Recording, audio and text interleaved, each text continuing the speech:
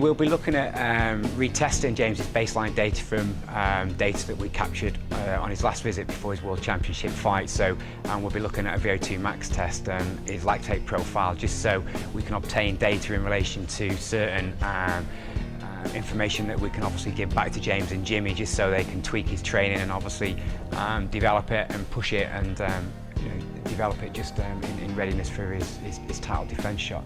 Boxing is like a lot of other sports really. You need a massive aerobic capacity. Obviously you need a good engine as well as the ability to perform repeated bouts of high intensity activity. So it's no different from a lot of other sports really, where that aerobic capacity and that lactate threshold are really important. So the two tests that we're going to perform on James are a very common familiar tests that we do with any field-based sportsman, football, rugby league for example. So even though they're combat athletes, the physical attributes they need are very similar to the majority of other sportsmen or women out there. So I did 10 3.5-minute rounds in the altitude chamber.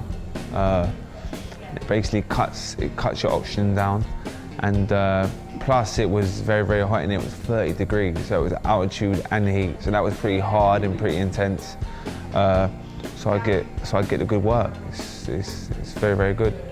Obviously, if you're cutting your oxygen down and it's extremely hot in there, when you're boxing in a normal temperature room, you're flying, mate. You're flying. So you definitely feel the benefits after, 100%. I've done this before my last couple fights. So the facilities and everything down here helps you a lot more. It just makes everything easier and a lot better. So yeah, it's fantastic down here.